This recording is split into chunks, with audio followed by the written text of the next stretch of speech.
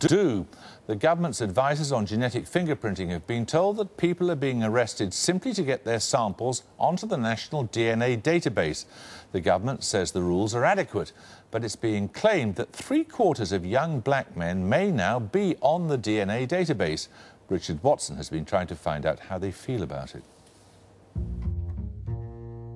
DNA profiling has been an incredibly powerful tool, but today's report claims the national database has been transformed from a DNA store for offenders into a database of suspects.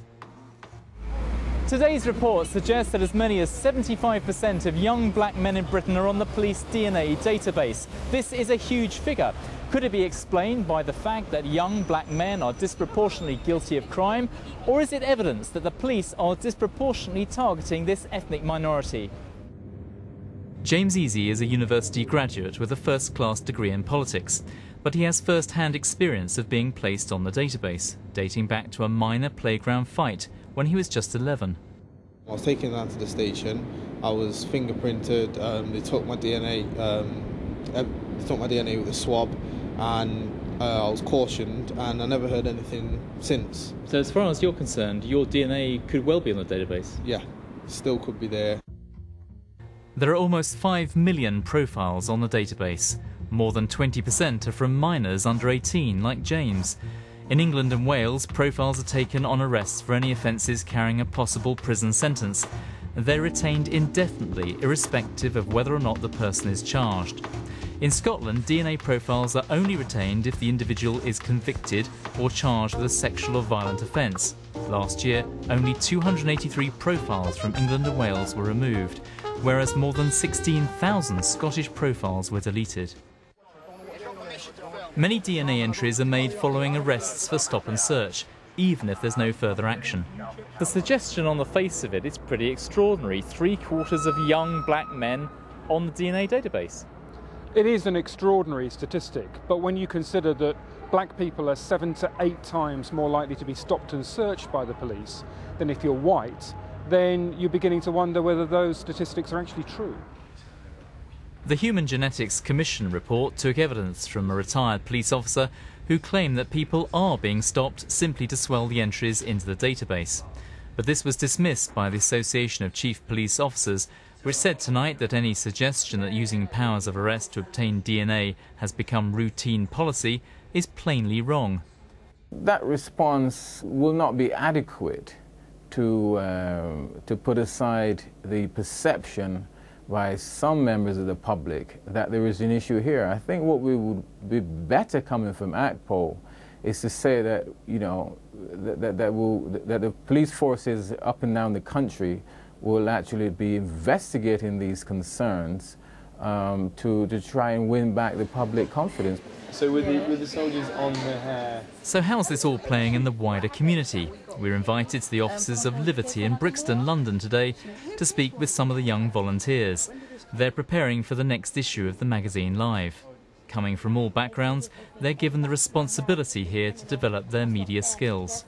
It shouldn't be about the ethnicity of the crime, of the people that commit the crime. I think it should be about the crime itself. Crime is crime. If the person's been proven to be innocent, then there's no need for their samples to be on the database. One man told me the police pressurised his friend to give a DNA sample without arresting him. That would be contrary to the rules.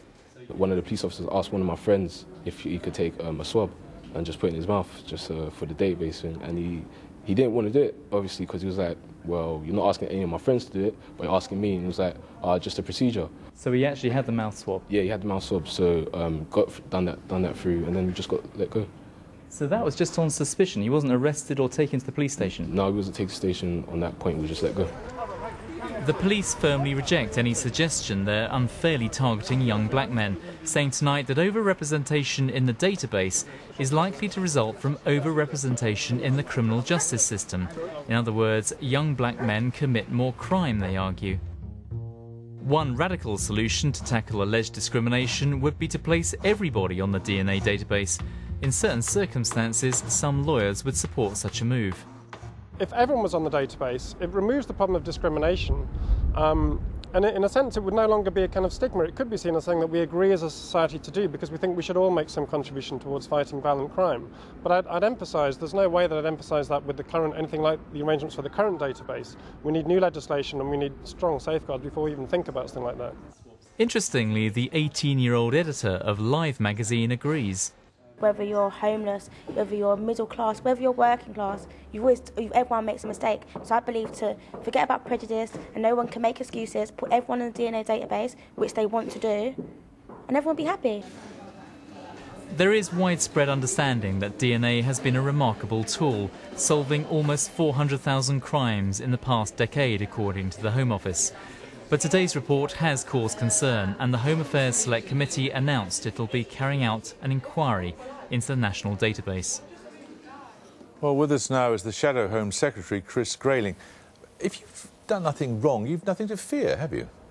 Well, I take a very simple view on this, that you are innocent until proven guilty. It's a fundamental principle of our criminal justice system. No proof of guilt to be on a DNA database.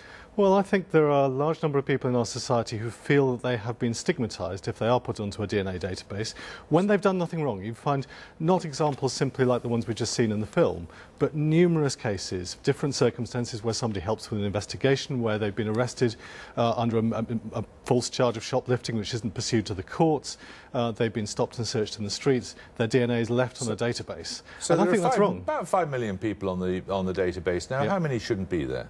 Well, at the moment, what we're seeing is the database is growing quite rapidly, and the number of crimes solved using DNA is actually dropping. So the evidence is quite clear that a growth in the number on the database doesn't actually lead to an increase in the number of crimes solved using DNA. You're not surely going to be foolish enough to argue that it has no value? I wouldn't for a second argue it has no value. I think DNA is an extremely important tool then shouldn't be in crime fighting. Well, the reality is there is a substantial proportion. I can give you the exact number because I don't know I'm not asking on for the an database. Just a proportion, roughly. I mean, it went up about 40% last year, didn't it? It went up by 1 million people. The number of crimes solved using DNA is about 60,000 over the course of the year, at the most recent that we've got available.